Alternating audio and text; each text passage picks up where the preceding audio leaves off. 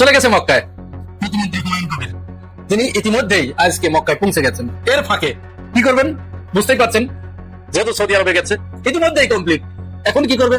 এই খবর বেলার সাথে সাথে ওই পাশ থেকে কাঁটাতারের বেড়ার ওপার থেকে বাংলাদেশ, আজকের বাংলাদেশ আর আগামী 10 বছর পরের বাংলাদেশ অনেক দূর আমরা এগিয়ে যেতে পারবো যদি মক্কা চুক্তিতে আমরা সই করি। সেই জন্য মক্কা চুক্তিটা আমাদের জন্য নিয়ামত। ভারত কিছুতেই মেনে নিতে পারছে না মক্কা চুক্তিতে বাংলাদেশ যে যুক্ত হচ্ছে। বাংলাদেশের ভারতের দরকার নাই, ভারতের এখন বাংলাদেশকে দরকার। কারণ আমরা যদি না থাকি তাহলে চীন কিন্তু শিলিগুড়ি করিডোর খেয়ে ফেলবে। আমরা যদি তাদেরকে সহায়তা না করি তাহলে কিন্তু এদিক দিয়ে যেই মনে করেন যে টানটা আপনি এদিক দিয়ে চুল খেতে পারতেন, এখন আপনি এইভাবে ঘুরে আসে চুল খেতে হবে। তো এটাতে কষ্ট আছে। তাহলে গোপালগঞ্জের নাম পাল্টান। গোপালগঞ্জের নাম পাল্টিয়ে রাখতে হবে শহীদ আবু সাইদ নগর, আর টঙ্গিপাড়ার নাম পাল্টিয়ে রাখতে হবে শহীদ উসমান হাদি নগর, আর ধানমন্ডি 32-এর নাম পাল্টে রাখতে হবে বাংলাদেশ ন্যাশনাল পাবলিক টয়লেট। তখন মানুষ আরামসে মুজিববাদের উপরে পায়খানা করবে। চলে গেছে মক্কায়। প্রতিমন্ত্রী হুমায়ুন কবির তিনি ইতিমধ্যেই আজকে মক্কায় পৌঁছে গেছেন। কেন গিয়েছেন, সেখানে গিয়ে কি করবেন? 27 তারিখে ওআইসির পররাষ্ট্র মন্ত্রীদের একটি সম্মেলন, সেখানে তিনি বাংলাদেশের প্রতিনিধিত্ব করবেন। এর ফাঁকে কি করবেন বুঝতেই পারছেন, যেহেতু সৌদি আরবে গেছে এই খবর বলার সাথে সাথে ওই পাশ থেকে কাঁটাতারের বেড়ার ওপার থেকে বাংলাদেশের কয়েকটা পত্রিকার সম্পাদককে কড়া করে ধমক দেওয়া হলো। এই বলে, তোমরা কি করছো এখনো? কেন এই যে কারিগরি অর্থ তোমাদের পিছনে ঢালছি, এগুলো কোথায় যাচ্ছে? কাদের পিছনে ঢালছি? এখনো তোমরা এ ব্যাপারে কোনো ব্যবস্থা নিতে পারছো না। সে তো পুরো যুদ্ধটা চলে গেল প্রায়, তাহলে তোমরা কি করছো? এবার ওই সম্পাদক তার সমস্ত অনুসন্ধানী সাংবাদিকদেরকে ডাকলেন, ডেকে বললেন কোনো কথা শুনতে চাই না, তাড়াতাড়ি হুমায়ুন কবিরের পিছনে লেগে যাও। দেখো সে কোথায় কি দুর্নীতি করেছে, বা তার কোথায় কোনো স্ক্যান্ডাল আছে কিনা, সে কোনোদিন কোনো মহিলাদের সাথে কথা বলেছে কিনা, কারোর সাথে কোনোদিন কোনো জায়গায় ঘুরতে গেছে কিনা, বা কারো কাছ থেকে 10টা টাকা ধার নিয়েছে কিনা, যা পাও তাড়াতাড়ি খুঁজে আনো। অনুসন্ধানী সাংবাদিকরা লেগে পড়লেন ওইগুলো খুঁজতে খুঁজতে খুঁজতে তারা পায়ের ঘাম মাথায় ফেললেন। বুঝতে পেরেছেন তো, পায়ের ঘাম মাথায় ফেলেছে। তারপরেও যখন আর কিছু পায় নাই, তখন একটা জিনিস পেয়ে গেলেন, কি? পাসপোর্ট। 2টা পাসপোর্ট পেয়েছেন, একটা তিনি বাংলাদেশের পাসপোর্ট আর একটা লন্ডনের পাসপোর্ট। ইউরেকা ইউরেকা বলে চিৎকার করতে করতে সম্পাদকের দরবারে গিয়ে বলছে, মহারাজ পেয়ে গেছি, এই যে তার 2টি পাসপোর্ট, তিনি বাংলাদেশের নাগরিক, ব্রিটেনেরও নাগরিক। এবারে মহারাজ তো বলেন, ঠিক আছে, একবারে লেগে পড়ো, ছাপাও, প্রকাশ করো, তার বিরুদ্ধে একেবারে সিরিজ রিপোর্ট করতে থাকো। কিন্তু এই সম্পাদক মন্ডলী আসলে ধমক খেয়ে তো তাদের অবস্থা কাহিল, লুঙ্গি খুলে যাওয়া অবস্থা, হয়তো অনেক কিছু নিজ দিয়ে পাস হয়ে গেছে, টেরও পায় নেই। কারণ ধমকটা কে দিয়েছে বুঝতে হবে তো, রুজি রুটির ব্যাপার। হ্যাঁ, বাংলাদেশের সংবিধানে এটি আছে যে একজন দ্বৈত নাগরিক তিনি নির্বাচন করতে পারবেন না। তো হুমায়ুন কবির কি নির্বাচিত? তিনি কি নির্বাচন করেছেন? থেকে নির্বাচন করেছেন। পত্রিকার এই কয় মহারাজ ওটা ভুলেই গেছে যে তিনি আসলে কোনো জায়গা থেকে নির্বাচন করেন নাই, নির্বাচিত নন, তিনি টেকনোক্রেট কোটায় এসে এখানে প্রতিমন্ত্রী হয়েছেন। এটা তারা ভুলেই গিয়েছিল। সংবিধানে কি এই ব্যাপারে কোনো সুস্পষ্ট দিক নির্দেশনা আছে? না, নাই তো। যেহেতু এই ব্যাপারে সংবিধানের পরিষ্কার কোনো দিক নির্দেশনা নাই, ফাঁকফোকর রয়েছে, বাংলাদেশের মানুষ হুমায়ুন কবিরের পাশে এসে দাঁড়ালেন, হুমায়ুন কবিরকে এমন ভাবে আপন করে নিলেন। এখন এরা ওইখান থেকে ধমক খাচ্ছে, ধমক খেয়ে এখানে তো আসলে কিচ্ছু করতে পারছে না। এখানেও তো মির্জাফরের কাতারে নাম লেখা হয়ে গেছে, দালাল মুনাফেকের কাতারে তাদের নাম লেখা ইতিমধ্যেই কমপ্লিট। এখন কি করবে? এখন তারা আরেক শ্রেণীর দালাল যারা আছে, সুশীল দালাল, এই সুশীল দালালদের লাগিয়ে দিয়েছে। এর ভিতরে যে নবনীতা চৌধুরী আওয়ামী লীগের আমলে 71 টিভিতে যে 4 মহিলা ছিল, নারী সাংবাদিক, যারা বাংলাদেশটাকে ভারতের হাতে তুলে দেবার জন্য এমন কোন প্রচেষ্টা নাই যা শেখ হাসিনার সমস্ত কাজকে তারা বৈধতা দিত। শেখ হাসিনা যা করতো, এই 4 জন, ফারজানা রূপা, মিথিলা ফারজানা, সমা ইসলাম আর নবনীতা চৌধুরী। এই নবনীতা চৌধুরী কয়েকদিন ইউনূস সরকারের আমলে একটু চুপচাপ ছিল, বেশ একটু নিরপেক্ষ কথা বলার চেষ্টা করতো।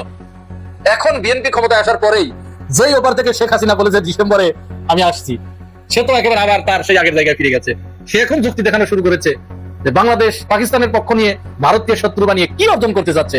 এই মক্কা প্যাক্টে অংশগ্রহণ করা মানেই ভারত যদি পাকিস্তানের উপরে আক্রমণ করে, তাহলে তো ওই চুক্তি অনুসারে বাংলাদেশ সরাসরি পাকিস্তানের সাথে সহমর্মিতা জানিয়ে যুদ্ধে জড়িয়ে যেতে হবে, ভারতের সাথে তাকে যুদ্ধ করতে হবে। তাহলে হাজার হাজার কিলোমিটার সীমান্ত যে দেশের সাথে, সেই দেশের সাথে ভারত বাংলাদেশ যুদ্ধে জড়াবে, ইত্যাদি ইত্যাদি যা যা বলা যায়। মানে বাংলাদেশকে ঘর কোনো করার জন্য, বাংলাদেশের মানুষকে ভয় দেখিয়ে ঘরের ভিতরে ঢুকিয়ে দেওয়ার জন্য এদেরকে যা শিখিয়ে দেওয়া হয়েছে, সেই বয়া নিয়ে এরা ফেরি করছে।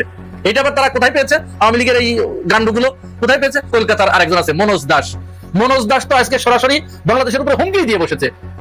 তিনি একটা টক শোতে যে দেখলাম বলছে বাংলাদেশ যদি মক্কা জোটে যোগ দেয়, এই তথাকথিত ইসলামী মক্কা জোটে বা এই ন্যাটো জোটে, ইসলামী ন্যাটো, এই জোটে যদি যোগ দেয়, তাহলে এরা ভারতের জন্য যেরকম হুমকি, ভারতও এখান থেকে পিছিয়ে থাকার কোনো সুযোগ নাই। ভারতকে এখন সিদ্ধান্ত নিতেই হবে, কারণ বাংলাদেশ হয়তো চাইছে এই জোটের সাথে সৌদি আরব, তুরস্ক এবং পাকিস্তান এইখানে যোগ দিয়ে তারা হয়তো চাইছে ভারতের যে শিলিগুড়ি করিডোর আছে 22 কিলোমিটার চিকুন একটা পথ, এইটাকে কেটে দিয়ে বিচ্ছিন্ন করে দেবে 7 রাজ্য থেকে। যেহেতু এইদিকে তারা নজর দিচ্ছে, এই চিন্তা ভাবনা আছে, এই জন্যই তারা মক্কা জোটে যোগ দিচ্ছে। সুতরাং ভারতেরও অধিকার আছে তার আগেই, ওই জোটে যোগদান করার আগেই তাদেরও এরকম রংপুর বিভাগ নিয়ে এখানে তাদের ছোট্ট কয়েক কিলোমিটার, 28 কিলোমিটার বা এরকম ছোট্ট সরু পথ আছে। ওদিকে চট্টগ্রামে খুব ভারতের কাছে বঙ্গোপসাগর সহ। সুতরাং ভারতের উচিত হবে তার আগেই এটাকে বিচ্ছিন্ন করে দেয়া, এবং ভারত সেটি করবে তার নিজের প্রয়োজনে, তার নিজের সুবিধার কারণে, তার নিজের সিকিউরিটির কারণে। বুঝছেই ভাবে এদের এরকম ভয় ভীতির পরেও পররাষ্ট্র প্রতিমন্ত্রী তিনি ওআইসির পররাষ্ট্রমন্ত্রীদের সম্মেলনে যোগদান করার জন্য, বাংলাদেশের প্রতিনিধিত্ব করার জন্য ইতিমধ্যেই তিনি সৌদি আরবের জেদ্দায় পৌঁছে গেছেন এবং তিনি মক্কাতে বৈঠক করবেন বলে জানা গেছে। এই যে যখন বাংলাদেশ এরকম সংকটে পড়বে, বাংলাদেশ যে কাজটি করতে গেলে আমাদের দাদা বাবুরা প্রচন্ড ভাবে ক্ষিপ্ত হবে, আর এদেশের যারা ওই সুরেই হুক্কা হুয়া করে উঠবে, তখনই আমরা তাদেরকে চিনে ফেলবো। এই চিনার একটা সহজ সমীকরণ, সহজ সূত্র, এদেরকে আমাদের চিনতেই হবে, চিহ্নিত করে এদেরকে আমাদের আলাদা করতেই হবে। কারণ এমন ভাবে তাদের পূজা করে যে আপনি আপনার সিকিউরিটি পারপাসে একটা যুদ্ধ বিমান কিনতে যাবেন, একটা ড্রোন কিনতে যাবেন, সাথে সাথে এরা হুক্কা হওয়া শুরু করবে, চিৎকার চেঁচামেচি শুরু করবে। হ্যাঁ, ড্রোন কি করব? খেতে পাই না, পেটে ভাত নাই, কেন আমাদের এই ড্রোনকে লাগবে? এই ড্রোন দিয়ে আমরা কার সাথে যুদ্ধ করব? দাদা বাবুদের কোনো ভিডিও আবার স্পর্শকাতর কোনো বিষয় আবার ফুটেজ সংগ্রহ করে না আনে, এই জন্য তারা চিৎকার চেঁচামেচি শুরু করে দেয়। না না না, আমি মানি না। রাষ্ট্রপতি পরিবর্তন হলে চলবে না, স্বরাষ্ট্রমন্ত্রীর পরিবর্তন করলে চলবে না, গোপালগঞ্জের নামও পরিবর্তন করতে হবে, করতে হবে, করতে হবে। পীরগঞ্জের নাম পরিবর্তন করতে হবে, টঙ্গিপাড়ার নাম পরিবর্তন করতে হবে, তারপরে ধানমন্ডি 32-এর নামও পরিবর্তন করতে হবে। ওই সমস্ত হারামজাদা যারা, আওয়ামী লীগের দূষর কুকুর যারা ফেসবুকের ভিতরে যারা গালাগালি করতে পারে, তাদের কবর এই বাংলার জমিনে দিতে হবে।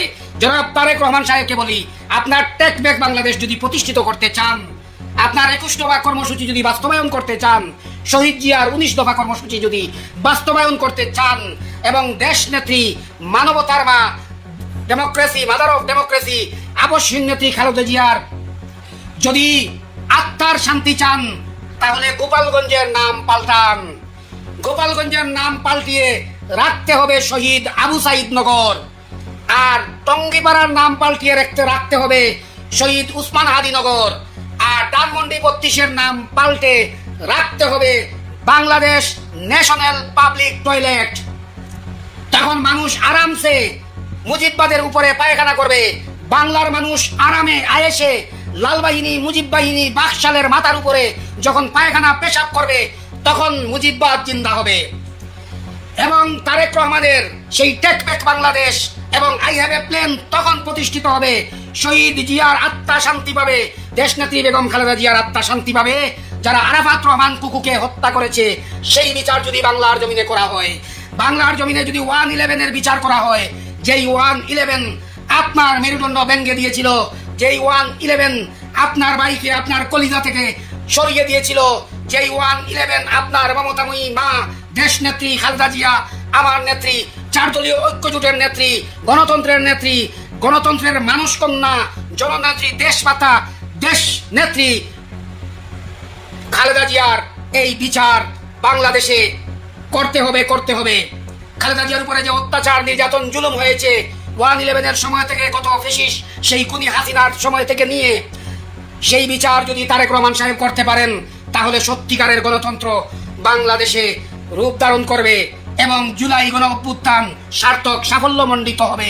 তখন যখন 111-এর সরকারের বিচার হবে, আপনি পারবেন। আপনি শহীদ জিয়ার বিচার শুরু করেছেন, আপনি সালমান শাহ হত্যার বিচার শুরু করেছেন।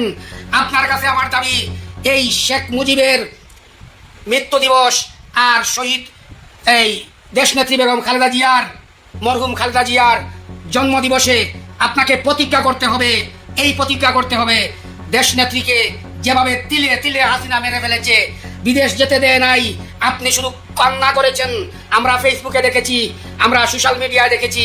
আপনার কান্নায় আকাশ পাতাল বাড়ি হয়েছিল। কারণ খালেদা জিয়া শুধু বাংলাদেশের সম্পদ ছিলেন না, খালেদা জিয়া দক্ষিণ এশিয়ার সম্পদ ছিলেন না, খালেদা জিয়া পুরা বিশ্বের সম্পদ ছিলেন। বাংলাদেশের হাজার বছরের শ্রেষ্ঠ বাঙালি নারী। সেই খালেদা জিয়ার বিচার যদি, এই হত্যার বিচার, খালেদা জিয়ার উপরে নির্যাতনের বিচার যদি আপনি করতে পারেন, তাহলে সত্যিকারের গণতন্ত্র, সত্যিকারের জাতীয়তাবাদ বাংলার জমিনে প্রতিষ্ঠিত হবে ইনশাআল্লাহ। বাংলাদেশের ভারতের দরকার নাই, ভারতের এখন বাংলাদেশকে দরকার। এই কথাটা এতদিন ধরে ঘুরাইয়া বলতো ওরা, এই কথাটা এখন আমরা বলতে পারি। কারণ আমরা যদি না থাকি তাহলে চীন কিন্তু শিলিগুড়ি করিডোর খেয়ে ফেলবে। আমরা যদি তাদেরকে সহায়তা না করি তাহলে কিন্তু এদিক দিয়ে যেই মনে করেন যে পানটা আপনি এদিক দিয়ে চুলকাইতে পারতেন, এখন আপনি এইভাবে ঘুরে আসে চুলকাইতে হবে। তো এটাতে কষ্ট আছে। তো এই কষ্টটা করতে যেহেতু চান আপনারা, তাহলে করবেন, কিন্তু ওনারা তো করতে চান না।